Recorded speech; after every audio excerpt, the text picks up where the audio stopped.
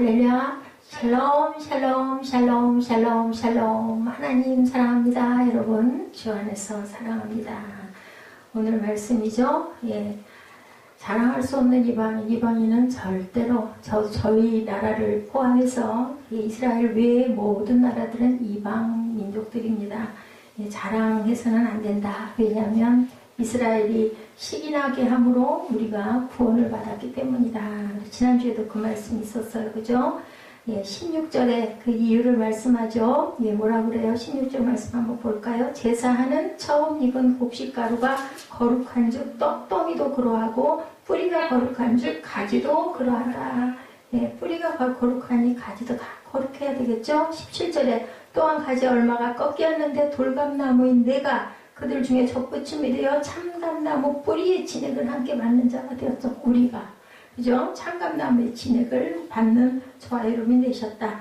나무에는 뿌리와 함께 가지들이 있어야 한다. 불신 유대인들은 믿음이 충만한 아브라함과 전혀 닮지 않았었는데 원래 가지들은 유대인들이죠. 야생 가지는 이방인인 저와 여러분들. 재배되는 올리브 나무는 하나님이 복이 임하는 장소였다. 야생 올리브는 복의 장소가 사실은 아니었다라고 에베소 2장 11절에서 13절에 나타나 있습니다. 뭐라고 말씀하세요? 에베소서 우리 함께 봅니다. 2장 11절에서 13절입니다. 그러므로 생각하라. 너희는 그때 육체로는 이방인이요 손으로는 육체 행한 할례를 받은 무리라. 칭하는 자들로부터 할례를 받지 않은 무리라. 칭함을 받은 자들이다. 그때에 너희는 그리스도 밖에 있었고 이스라엘 나라 밖의 사람이라. 약속의 언약들에 대하여는 외인이요 세상에서 소망이 없고 하나님도 없는 자였는데 13절에 이제는 전에 멀리 있던 너희가 그리스도 예수 안에서 그리스도의 피로 가까워졌느니라. 그런데 그 야생가지들이 재배되는 올리브 나무에 접붙여져서 그 나무의 뿌리와 기름짐에 참여하게 되었다. 누가? 이방 나라들, 이방인들이 하나님의 은혜 속에 들어갔다라고 로마서 9장 30절에서 32절에 말씀하고 있습니다. 그런즉 우리가 무슨 말을 하리요? 의를 따르지 아니한 이방인들이 의를 얻었으니 곧 뭐에서 났어요? 믿음에서 난 의요. 의의 법을 따라간 이스라엘은 율법에 이르지 못했다. 32절에 어찌 그러하냐? 이는 그들이 믿음을 의지하지 않고 뭐를 의지했어요? 행위를 의지함이라. 부딪힐 돌에 부딪혔느니라. 33절에 기록된 바 보라 내가 걸림돌과 거치는 바위를 어디에 시온에 두노니 그를 믿는 자는 부끄러움을 당하지 아니하리라 함과 같으리라. 그래서 믿는 이방인들은 하나님의 구원과 의와 영을 누리게 되었다라고 갈라디아서 3장 14절에도 증거합니다. 원래 가지들은 대부분 잘려나갔다. 불신으로 인해서 잘려나갔다고 로마서 11장 본문이죠. 20절에 옳도다. 그들은 믿지 아니함으로 꺾이고 저는 믿음으로 섰느니라. 높은 마음을 품지 말고 도리어 어떻게 해라? 두려워하라. 로마서 11장 18절에도 그 가지들을 향하여 자랑하지 말라. 자랑할지라도 내가 뿌리를 보존하는 것이 아니요 뭐가? 뿌리가 너를 보존한다. 그러니까 우리가 무슨 뿌리를 보존하겠어요? 무슨 힘으로? 뿌리가 누구세요? 예수 그리스도 하나님이시죠? 하나님께서 우리를 보존해서 우리가 이렇게 은혜를 받고 있다. 이방인들을 향한 강한 경고. 아브라함이 뿌리라는 거죠. 뭐가? 이스라엘이 뿌리다. 선민이 하나님께서 선택한 그 민족들이 뿌리다. 지금 비록 저렇게 예수를 믿지 않고 다 배척을 하고 있지만 분명한 것은 그들로 인해서 받아들이지 않기 때문에 바울도 어떻게 했어요? 처음에는 그 성전에 들어가서 그렇게 말씀을 증거하려고 갈 데마다 찾아갔지만 다들 안 들으니까 결국은 이방인들이 듣게 되고 교회가 거기서 개척이 되었다라고 우리가 그렇게 말씀을 듣고 은혜를 나눴죠. 나무에는 뿌리와 함께 가지들이 있어야 되는데 불신 유대인들은 믿음이 충만한 아브라함과 전혀 상관이 사실은 없었다. 그들이 잘려나갔음에도 불구하고 이방인들은 우리는 두려워해야 된다. 그 유대인들이 잘려나갔다 하더라도 그러면 내 말이 가지들이 꺾인 것은 나로 접붙임을 받게 하려 함이라. 본문에 말씀하죠. 옳도다. 그들은 믿지 아니함으로 꺾이고 너는 믿음으로 섰다. 높은 마음을 품지 말고 도리어 두려워하라. 다른 사람의 불순종으로 인해서 생긴 공백을 채우는 자는 교만하지 않을까 늘 염려해야 된다. 이방인들은 배가 오자 탄 것뿐에 밖에 없다라는 거예요. 풍랑 속에서 배를 타야만 우리가 살아나니까 구원의 방주에 올라탔다라는 거죠. 잘려나가고 접붙여진 것의 원인은 불신과 믿음이었다. 이 외에는 다른 이유가 없다. 21절이죠. 원가지가 잘려나간다면 접붙여진 가지는 얼마나 더 쉽게, 그죠? 더 쉽게 잘릴 수가 있겠느냐. 하나님의 원가지들도 아끼지 아니하셨은즉 너도 아끼지 아니하시리라. 당연하죠. 당근이죠. 22절에 엄하심과 선하심에 대해서 본문에 말씀합니다. 그러므로 하나님의 인자하심과 준엄하심을 보라. 넘어지는 자들에게는 준엄하심이 있으니 너희가 만일 하나님의 인자하심에 머물러 있으면 그 인자가 너에게 있으리라. 그렇지 않으면 너도 지키는 바 되리라. 23절 그들도 믿지 아니하는데 머무르지 아니하면 접붙임을 받으리니 이는 그들을 접붙이실 능력이 하나님께 있다. 엄하시고 선하신 하나님이다. 엄하신 하나님께서는 불신 이스라엘에 대한 하나님의 태도도 복의 자리에서 잘려나갔으니 선하심은 믿는 이방인에 대한 하나님의 태도가 꾸준히 거해야 복이 임한다라고 말씀하신다. 이스라엘에 대한 하나님의 엄하심은 언제까지 영원토록 23, 4절에 나타나죠. 유대인들에게는 미래가 있고 이 부분을 우리가 꼭 이해하고 봐야 된다. 이스라엘과 그죠? 이방 민족 둘로 영적으로 구분이 되지 이스라엘이 많은 나라 중에서 강원도만한 조그만한 나라 하나님께서 처음에는 선택하셨지만 지금은 전혀 하나님을 온전히 숭배하지 않는 그런 작은 나라가 아니라는 것을 말씀하고 있습니다. 14절에 내가 원 돌감나무에서 찍힘을 받고 본성을 거슬러 좋은 감람나무에 접붙임을 받았으니 원가리인 이 사람들이 얼마나 더 자기 감람나무에 접붙이심을 받겠느냐 말할 필요도 없다라는 거죠.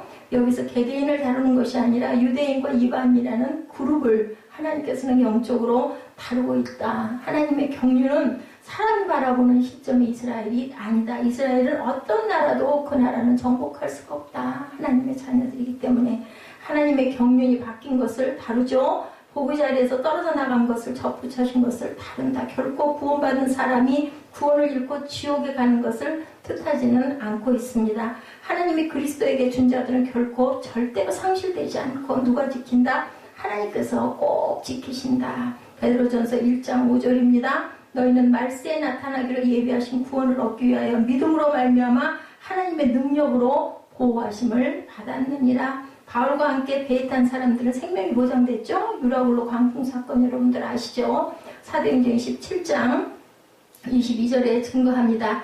내가 너희를 권고하는 이제는 안심하라. 너희 중 아무도 생명에는 아무런 소상이 없겠고 오직 배뿐이다. 배만 망가진다라고 그죠? 예, 풍랑을 만나죠. 바울이 배를 탔다가 23절은 내가 속한 바 그럼 내가 섬기는 하나님의 사자가 어젯밤에 내 곁에 서서 말씀하셨다. 24절에 바울아 두려워하지 말라. 내가 가이사 앞에 서야 하겠고 또 하나님께서 너와 함께 항의하는 자를 다 내게 주셨다 하셨으니 예, 그러므로 여러분이여 안심하라. 나는 내게 말씀하신 그대로 되리라고 하나님을 믿노라. 그런즉 우리가 반드시 한 섬에 가리라. 그렇게 해서 섬에 포류가 돼서 거기서 또 대접을 잘 받죠. 예, 거기 손을 뱀이 물죠. 그런데도 뱀이 물렸는데도 죽지도 않는 바울을 보고 막 그 섬 사람들이 놀라고 병자들을 고치고 하느라고 아주 대접을 잘 받고 거기서 쉬고 그리고 나서 다시 예, 로마로 향하는 그런 그 배를 띄워주는 그런 역사가 나타나는 것을 우리가 사도행전 27장에서 봅니다. 그들의 생명이 보장되는 길은 배 안에 있는 것이었다. 배에 탔기 때문에 생명이 보장됐다. 27장 31절입니다. 사도행전 바울이 백부장과 군인들에게 이르되 이 사람들이 배에 있지 아니하면 너희가 구원을 얻지 못하리라 하니 성도들의 안전 보장도 하나님의 약속에 의해서 믿음의 배로 보장된다. 요한복음 10장 27절입니다. 내 양은 내 음성을 들으며 나는 그들을 알며 그들은 나를 따르느니라. 28절에 내가 그들에게 영생을 주노니 영원히 멸망하지 아니할 것이 또 그들을 내 손에서 빼앗을 자가 없느니라. 그들을 주신 내 아버지는 만물보다 크심에 아버지 손에서 빼앗을 수 없느니라. 나와 아버지는 뭐라 그래요? 하나이니라. 30절에 이렇게 고백합니다. 그런데 우리를 안전하게 지키기 위한 하나님의 방법은 배를 떠나지 말라고 지속적으로 언제도 그랬어요. 노아의 방주 때도 그랬죠. 지었을 때 그 배에 많은 사람을 태우려고 배를 그렇게 크게 했는데도 아무도 듣지를 않아서 배에 타지 않았기 때문에 다 죽었죠. 골로새서 1장 23절에 증거합니다. 만일 너희가 믿음에 거하고 터 위에 굳게 서서 너희 들은 바 복음의 소망에서 흔들리지 아니하면 그러하리라. 이 복음은 천하 만민에게 전파된 바요 나 바울은 이 복음의 일꾼이 되었느니라. 사도행전 14장 22절에도 제자들의 마음을 굳게 하여 이 믿음에 머물러 있으라 권하고 또 우리가 하나님의 나라에 들어가려면 많은 환난을 겪어야 할 것이라 하고 이런 경고들을 계속 우리를 지켜주신다라는 증거를 합니다. 그래서 배 안에 넘어질 수는 있지만 배 밖으로 나간 자는 하나도 살 수가 없다. 죽는다라는 거죠. 유대인들이 불신 가운데 머무르지 아니하면 그들에게 밝은 미래는 없다. 다시 원래 나무 즉 복받는 장소에 접붙여질 수 있다. 야생 가지들로 붙이는데 원가지가 얼마나 튼튼하게 잘 붙겠느냐. 야생 가지들을 붙이는 것은 본성에 역행하는 일이라고 본문 24절에 말씀합니다. 내가 원 돌감나무에서 찍힘을 받고 본성을 거슬러 좋은 감람나무에 접붙임을 받았으니 원가지인 이 사람들이 얼마나 더 자기 감람나무에 접붙이심을 받으랴. 대부분의 접붙이는 방법은 야생나무에 좋은 가지를 접붙이는데 바울은 좋은 나무에 야생가지를 접붙인다라고 이렇게 증거를 합니다. 하나님이 이것을 모르시겠느냐. 하나님은 지금 아브라함의 믿음으로 인한 복의 장소에 붙는 것을 얘기를 하시죠. 그래서 본성이 역행하며 라는 말을 사용합니다. 자연적인 방법과는 다르다. 구원의 뿌리는 먼저 구원의 뿌리에 대해서 우리가 생각해 봤을 때 요한복음 15장 16절에 말씀합니다. 너희가 나를 택한 것이 아니요 내가 너희를 택하여 세웠나니 이는 너희로 가서 과실을 맺게 하고 너희 과실이 항상 있게 하여 내 이름으로 아버지께 무엇을 구하든지 다 받게 하려고 내가 이렇게 얘기하는 것이다 라고 말씀하고 있죠. 그래서 구원은 내게서 오는 것이 아니다. 내가 하나님을 택한 것이 아니다. 누가? 하나님이 나를 택했다. 먼저 나를 택했기 때문에 우리가 택함을 받았다. 내가 하나님을 사랑하고 믿는 것 같지만 사실은 그 전에 하나님이 나를 보셨고 나를 아셨고 나를 선택하셨다라는 것. 나는 몰랐지만 하나님은 이미 알고 계셨다.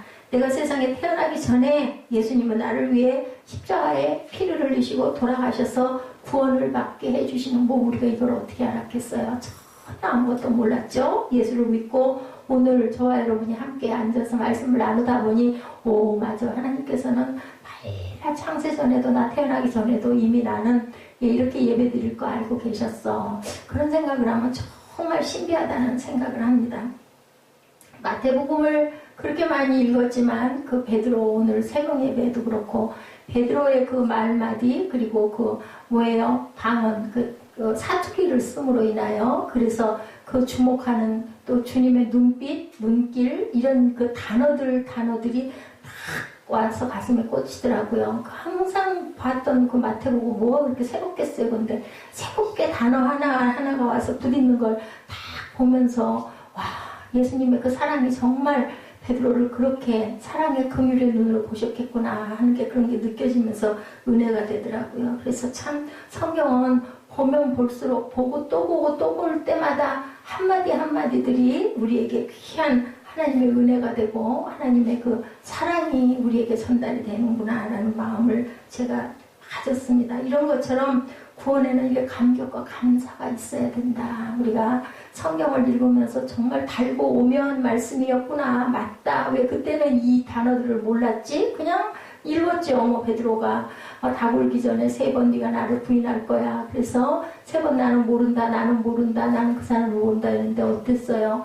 하나님을 막 저주하고 예수님을 그죠? 나는 모른다 그러고 나는 아예 그 사람을 아직 이제는 뭐 예수 주님이라고도 안 하고 나는 그 사람을 알지 못한다 그러고 막 경멸까지 하고 그리고 막 그분을 모른다 그러고 막 멸시까지 하는 그런 그 단어들 보면서 오늘 제가 참 귀하게 은혜를 느꼈습니다. 우리에게 구원을 받을 만한 자격이 있어서 구원을 받은 게 아니다. 이미 하나님께서 우리를 보시고 선택하셨기 때문에 은혜를 주시려고 작정하셨기 때문에 우리는 은혜를 받은 것일 뿐이다. 속성을 아신 거예요. 저와 여러분이 주님을 잘 믿을 거다. 그리고 말씀을 깊게 귀하게 여길 거다라는 것을 하나님께서는 이미 아셨다. 아무런 자격이 없어요. 그죠? 심판받아 마땅한 우리에게 당신의 자녀로 삼아주시고 천국 백성으로 삼아주셨다라는 거 생각하면 얼마나 감격스러운가.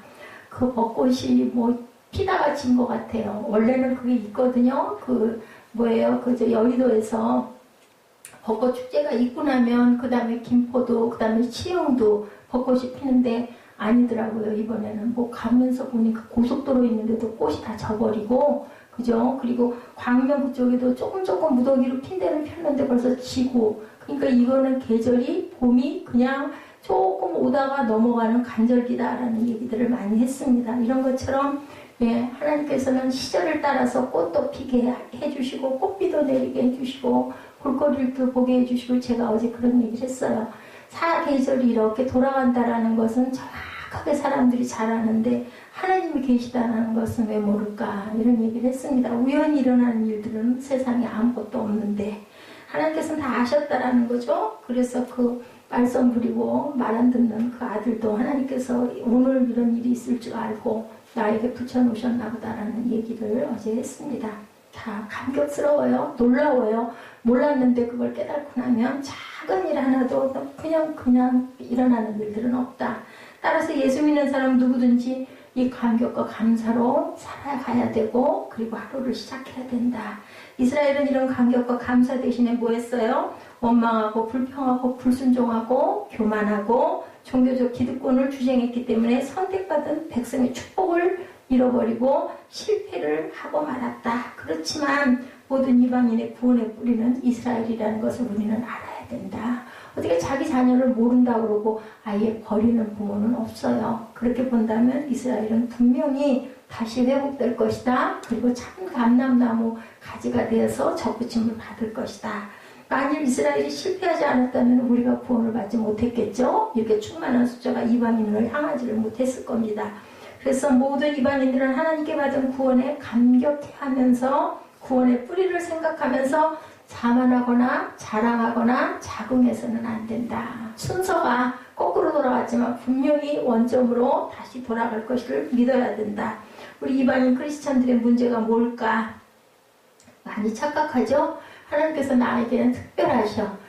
특별히 하나님이 내 기도는 잘 들어주셔. 이런 생각할 때가 참 많습니다. 그런데 자, 이방인들에게 교회도 많아지고 믿는 사람도 많아지니까 거꾸로 우리가 이스라엘인 것처럼 영적 이스라엘입니다. 이렇게 착각을 합니다. 그럴 수 있죠. 그렇지만 유대인들이 이방인 것처럼 느껴져서 영적으로 자만하지 말아야 된다.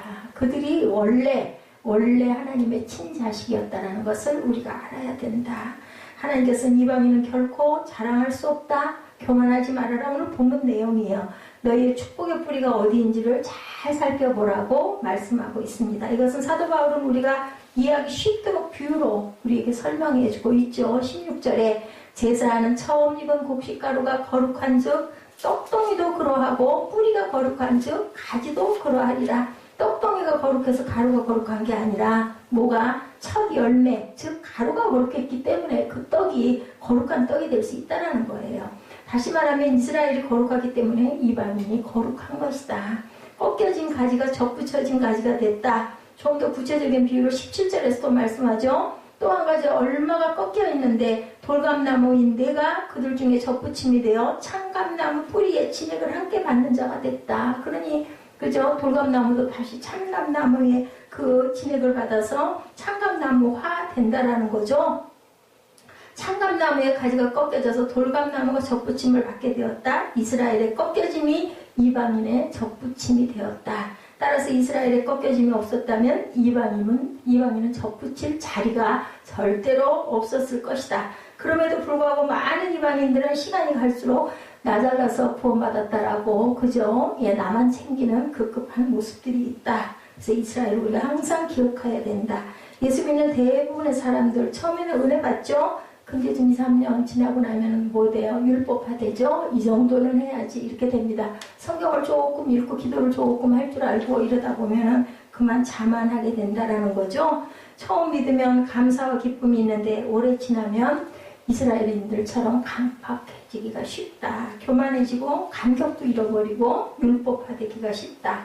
17절은 돌감나무가 참감나무의 접붙임을 받아서 참감나무의 진액을 받게 되었다라고 말씀하고 있죠. 그러면 돌감나무의 뿌리는 어딜까? 바로 참감나무이다. 그러므로 이 복음의 뿌리가 창감나무가 부러지지 않았다면 어떻게 돌감나무가 은혜를 받을 수 있었겠느냐. 그 뿌리가, 그 가지가 부러졌기 때문에 접붙임을 받을 수 있었다. 창감나무가 꺾어진 것은 돌감나무에게는 은혜의 기회였다라는 것을 알아야 된다. 따라서 오만하거나 교만해서는 안 될 것이라고 말씀하죠. 바울은 계속해서 18절에서 가지의 비유를 계속 듭니다. 그 가지들을 향하여 자긍하지 말라. 자긍할지라도 내가 뿌리를 보존한 것이 아니요 뿌리가 너를 보존하는 것이니라. 가지가 우선이 아니다. 뿌리가 우선이다. 뿌리가 있기 때문에 가지가 있고 가지가 있기 때문에 뭐가 있어요? 열매가 열린다라는 거죠. 뭐 이거는 법칙이에요. 그죠? 성경 말씀이 아니라도 뻔한 얘기죠. 가지가 거룩하기 때문에 뿌리가 거룩한 것이 아니라 뿌리가 거룩하기 때문에 가지도 거룩하고 그리고 또한 거기서 맺히는 열매도 실한 거룩한 열매가 된다라는 거죠. 뿌리는 이스라엘을 얘기한다라는 것, 그리고 가지는 이스라엘의 실패로 말미암아 구원을 얻게 된 모든 이방인들을 의미하고 있다. 어떤 사람이 구원을 받았는지는 그 사람의 영적 태도를 보면 알죠. 영적 태도에 구원에 대한 감격과 감사와 기쁨이 배어 있다면 분명히 그 사람은 하나님으로부터 은혜를 받고 구원을 받은 사람이다. 그러나 구원을 받았다고 하면서도 오만방자하고 겸손에 없고 기쁨도 없다면 그것은 구원받지 못한 것이라는 것을 스스로 진단할 줄 알아야 된다. 그럼 어떻게 해야 될까요? 뭐 겸손해지면 되죠. 그리고 기뻐하고 감사해지면 되죠. 자신이 구원받은 것을 자랑한다면 이 사람이 받은 구원은 의심해 볼 필요가 있다는 것을 우리가 알아야 된다. 참으로 구원받은 사람의 태도는 항상 겸손하고 눈물이 있고 온유하고 감격이 있어야 된다. 이 감격은 조국을 떠나 다른 나라로 가서 전할 정도로 감격해 할 줄 알아야 된다. 자, 이방인의 사도의 가슴 아리는 어떻게 해야 될 것인가? 로마서 11장에서 사도 바울은 자기 민족들을 향해서 눈물을 흘리죠. 예, 사도 바울은 이방인의 사도로 부름을 받았지만 처음엔 아니었었죠. 예수 믿는 사람을 핍박하다가 예수를 알게 되고 바울은 유대인에게 복음을 전했습니다. 근데 유대인들이 복음을 거부하죠. 사도 바울을 돌로 쳐 죽이려고 하고 수 없는 핍박을 해댑니다. 그래서 할 수 없이 복음은 이방인에게 돌이 튀어서, 그죠? 우리 그럴 때 있죠. 돌 탁 던져서 하면 가서 맞아갖고 딴 데로 튀는 경우 있죠. 꺾여가지고. 예, 이런 것처럼 이방인으로 가게 됐다. 그래서 가슴앓이가 있었는데 바울의 이 마음은 곧 하나님의 마음이었다. 우리 지지난주인가요? 그렇죠. 내가 정말 버림을 받는다 하더라도 내 가족과 내 친족들이 은혜를 받고 구원을 받았으면 좋겠다 하고 그렇게 고백한 부분이 있었습니다. 예수님이 이스라엘을 하셨던 그 마음을 하나님은 여러분과 함께 나누기를 원하신다. 그러니 말씀이 그거예요. 구원받고 은혜 받은 너희가 이스라엘을 구원해라. 구원의 통로가 되라는 뜻이죠. 지난 2000년 동안의 기독교 역사를 생각해 보면 자, 모든 이방인이 구원받는 역사가 그동안 이루어졌다. 이스라엘이 복음을 거부함으로 말미암아 이방인에게로 넘어갔고 빌립보로, 아덴으로, 고린도로, 에베소로, 그리고 그 당시 세계 중심이었던 어디로? 로마로 가게 되었다. 그리고 소수의 그리스도인들은 로마를 발칵 뒤집는 역사가 일어나죠. 세상이 감당치 못할 자들이라는 소리를 듣고 비로소 크리스찬이라는 그런 단어도 생겼다 그러죠. 로마가 어떻게 기독교 국가가 될 수 있었는가? 복음의 능력이었죠. 그렇게 핍박했었는데, 그죠? 국교가 됩니다. 로마는 전 유럽에 복음을 전하게 되죠. 그 로마가 점령됨으로 인하여서 복음은 유럽의 것만은 당연히 아니죠. 우주적인 것이고 인류가 받아들여 마땅한 것이 되었다. AD와 BC가 나뉘는 거 봐도 그렇죠. 예, 그리고 일주일이 일요일이라는 빨간색, 그죠? 일주일째 마지막 되는 날이 있는 것도 마찬가지입니다. 결국 카톨릭의 핍박과 학살로 말미암아 하나님을 신실하게 믿고자 하는 초교도인들이죠. 그들이 어디를 떠나요? 신대륙을 찾아서 예배를 마음껏 드리고 싶어서 떠나죠. 예, 그렇죠. 그래서 인도양인 줄 알고 갔던 곳이 바로 그저 신지역이었었고, 예, 미개척제였고 미국이 되었던 거죠.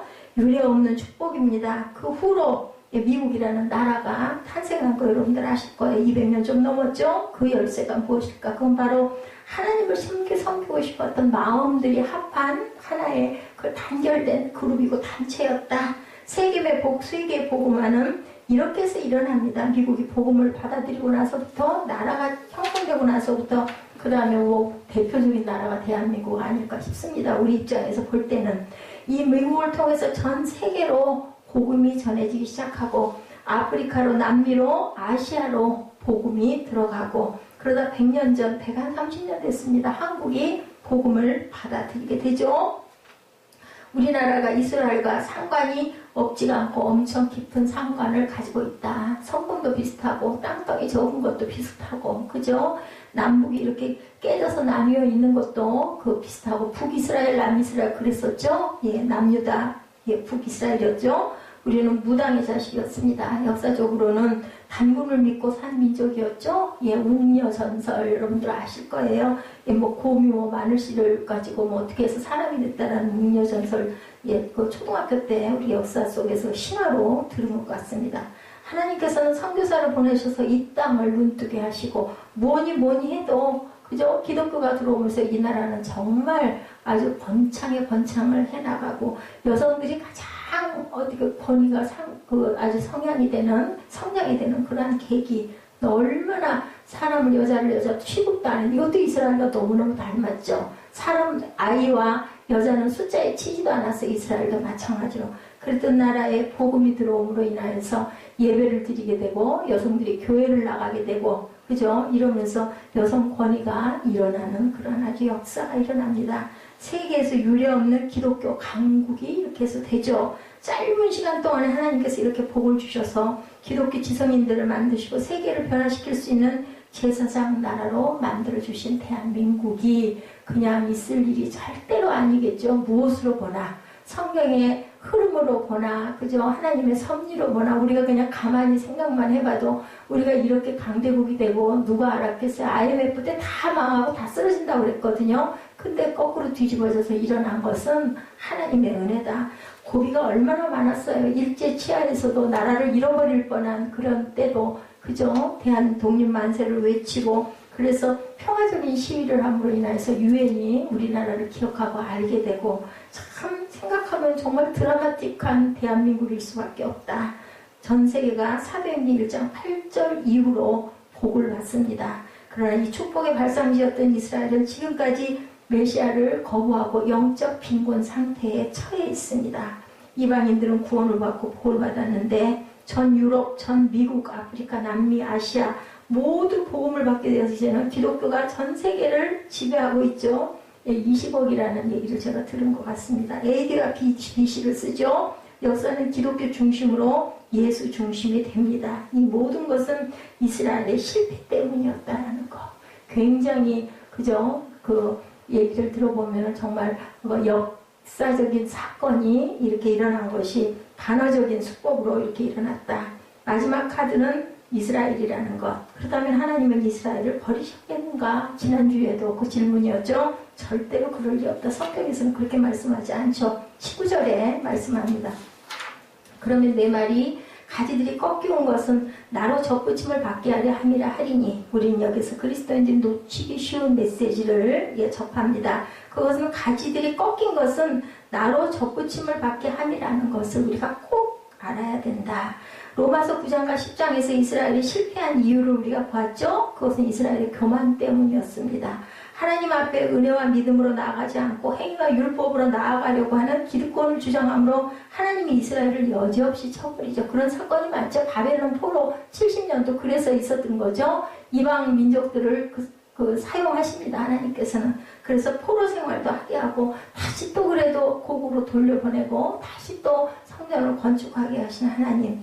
이게 바로 하나님의 사랑이라는 것. 또한 이스라엘의 실패 원인은 이렇게 행위와 율법과 교만과 이 정도는 해야 되지, 이런 마음, 그죠? 믿음이 아니라는 그런 마음으로 일어남으로 인해서 하나님께서 깨닫게 하시려고, 이스라엘의 실패가 전적으로 이스라엘의 잘못 때문이었을까? 그것의 영적인 구원론적인 의미는 19절 말씀이라는 것을 우리가 꼭 알아야 된다. 본문 19절 다시 한번 봅니다. 내 말이 가지들이 꺾인 것은 나로 접붙임을 받게 하려 함이라 하리니 옳도다 하죠. 그들은 믿지 아니함으로 꺾이고 너는 믿음으로 섰느니라. 높은 마음을 품지 말고 도리어 두려워하라. 하나님의 원가지들도 아끼지 아니하셨는데 너도 아끼지 아니하시리라. 원가지도 잘라버리기도 하는데 하물며 너희일까 보냐, 이 뜻을 가지고 계시죠.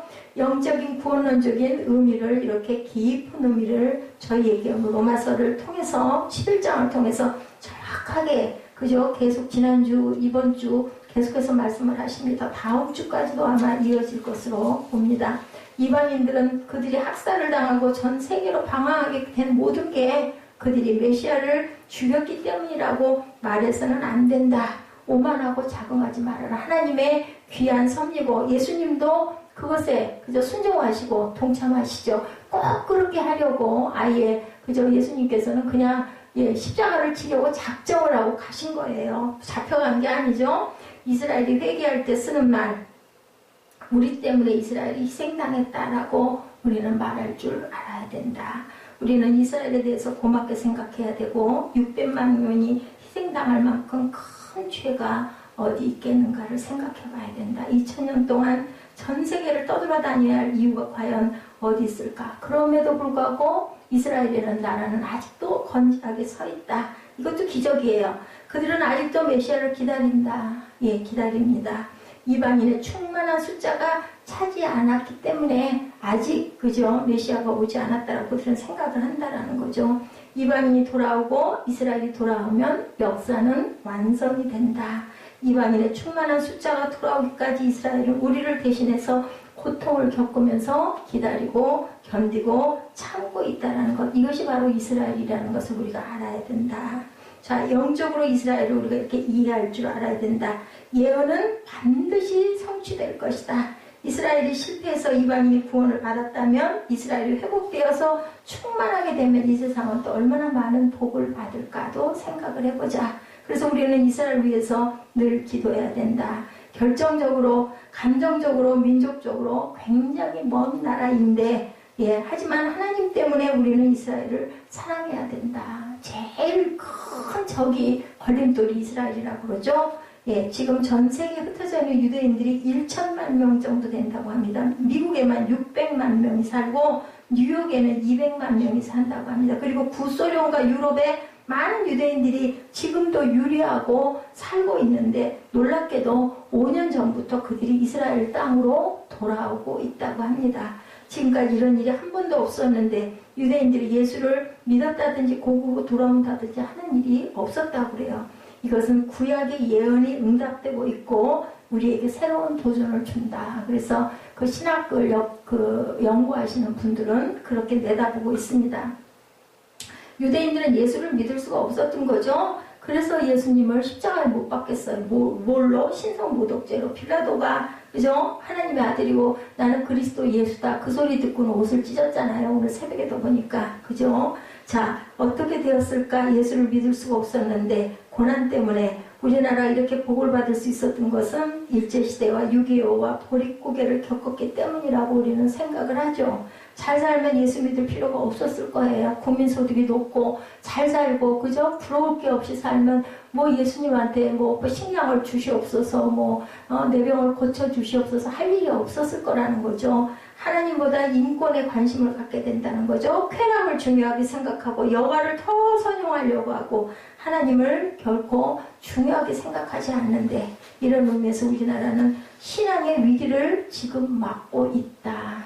그렇게 보입니다. 먹고 살기 어려울 때 한국교회는 정말 부흥했죠. 배가 고프고 허리를 줄일 때 그들은 더 기도했어요. 어디서 이렇게 힘이 났는지, 그죠? 그리고도 헌금도 어디서 그 헌금이 어디 있겠어요? 먹을 것도 없는데. 그런데도 그때는 성비도 많이 참 부끄럽죠. 성비들도 많이 모아가지고 교회에다 갖다 드리고 참 정말 돈으로 생각할 수 없는, 환산할 수 없는 정성과 사랑이 교회에 늘 깃들어 있었죠. 목사님들이 먹을 게 없어가지고 내일은 끓일 게 없어서 어떻게 할까 걱정하고 나중에 아침에 보면은 팻마루 끝에 쌀바가지로 이렇게 해가지고 봉투에다가 쌀을 담아다 놓는 그러한 그 아주 기가 막힌 눈물 나는 그러한 얘기들이 참 많습니다.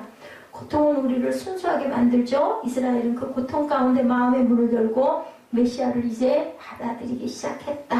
어떤 통계에 보니 구소련에서 돌아오는 유대인의 50%가 예수님에 대해서 긍정적인 생각을 하고 있고 받아들이고 있다고 합니다.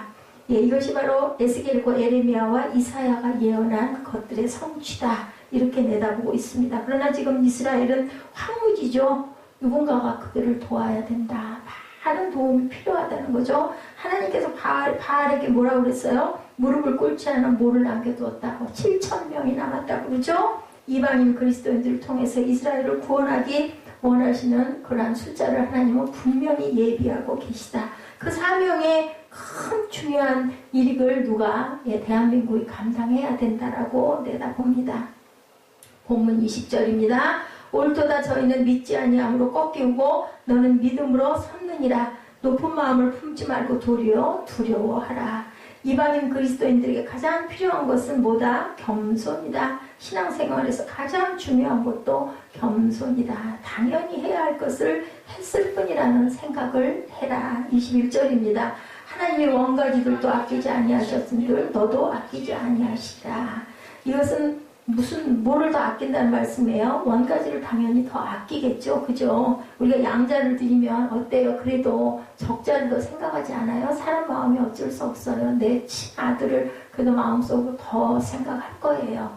예, 양자를 자식을 가지고 있으면서도 드리거든요. 그래도 자기가 난 친자식, 내 피를 받고 내 DNA를 가져가지고 닮은 것도 너무나 많은 친자식이 더 중요하고 소중하게 여겨지지 않을까 싶습니다. 사람 마음은. 하울의 마음 한구석에는 이스라엘을 향한 이런 뜨거운 사랑이 있었다. 로마서 9장 3절입니다. 내가 저주를 받을지라도 이스라엘이 구원받기를 원하노라. 이렇게 얘기했었죠. 로마서 9장에서. 이방인을 구원하기 위해 이스라엘을 희생시키고 희생을 시켰기 때문에 하나님의 마음은 이스라엘을 볼 때마다 얼마나 그죠? 측은하고 얼마나 긍휼하고 아팠을까. 따라서 이스라엘이 회복되기를 원하고 계신다라는 거죠. 이방인이 스스로 힘으로 구원을 받을 수가 없기 때문에 유대인을 통해서 구원을 얻듯이 이스라엘은 우리를 통해서 구원을 꼭 받아야 된다. 이스라엘이 접붙여질 때 22절이죠. 그러므로 하나님의 인자와 어미를 보라. 넘어지는 자들에게는 어미가 있으니 너희가 만일 하나님의 인자에 거하면 그 인자가 너희에게 있으리라. 그렇지 않으면 너도 지키는 바 되리라. 하나님에게는 두 가지 속성이 있습니다. 사랑과 정의를 꼭 실천하시죠. 하나님은 동시에 정의의 하나님이시고 그리고 사랑의 하나님이시다. 인자와 어미라는 말로 여기 썼어요. 한 죄인이 있는데 사랑으로 죄인을 대하면 그 죄인은 용서를 받습니다. 그러나 하나님께서 공의로 나게 하면 죄인은 어떻게 해요? 심판을 받아야 되죠? 둘 중에 하나다. 사랑으로 용서를 받고 공의로 심판을 받는다라는 걸 절대로 잊어버리지 말아야 돼. 그냥 놔두는 일은 없으세요. 그래서 하나님께서 정의로 판단하시면 하나님 앞에서 살 사람은 하나도 없다. 정의라는 말을 그래서 우리가 참 조심해야 되고 함부로 쓸 수 있는 말이 아니다. 자신이 정의롭지 못한데 어떻게 남에게 정의를 요구할 수가 있겠나. 정의를 부르짖는 것이 기독교의 본질이 아니고 정의대로 한다면 다 죽죠. 23절을 보면 뭐라고 말씀하세요? 저희도 믿지 아니하는데 거하지 아니하면 접붙임을 얻으리니 이는 저희를 접붙이실 능력은 하나님께 있습니다. 그 능력이 사람에게 있는 것도 그 기준이 아니면 그 판단이 사람으로 이루어질 일도 아무것도 아니라는 거죠. 마지막 때 하나님께서는 이스라엘을 다시 건져 주실 줄 믿습니다. 세계에서 하나님의 백성들을 다 불러 모아주시고 이제 그들에게 복음의 계절이 오면 그리고 나면 마지막은 어디로? 이스라엘을 구원하시는 구원으로 이 세계가 완성이 된다. 이스라엘의 평안을 비는 자에게 하나님께서는 분명히 복을 주실 것이다 라는 거죠. 이스라엘의 회복 없이 역사의 완성은 없다라고 합니다. 에레미야 31장 10절에 말씀합니다. 열방이여 너희는 나 야훼의 말을 듣고 먼 섬에 전파하여 이르기를 이스라엘을 흩으신 자가 그를 모으시고 목자가 그 양무리에게 행함같이 그를 지키시리로다. 예, 이렇게 나타나 있습니다. 하나님께서 이스라엘을 흩으셨고 마지막 시대 하나님께서는 그들을 다시 모으시고 회복시키실 것이라는 거죠. 24절에 내가 원 돌감나무에서 찍힘을 받고 본성을 거스려 좋은 감람나무에 접붙임을 얻었은즉 원가지인 이 사람들이 얼마나 더 자기 감람나무에 접붙이심을 얻으랴. 마지막 절입니다.